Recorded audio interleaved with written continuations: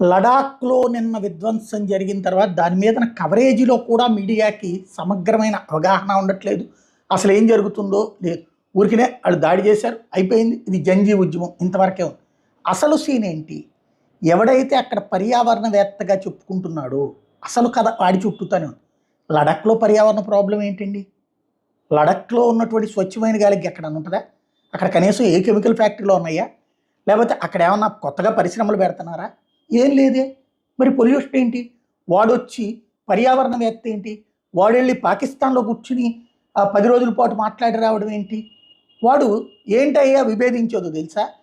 అక్కడంట ఇది solar ప్యానల్స్తో power ఉత్పత్తి చేస్తారు.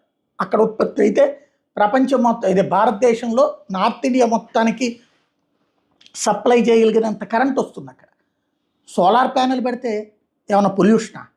వాడు అది పొల్యూషన్ అంటున్నాడు.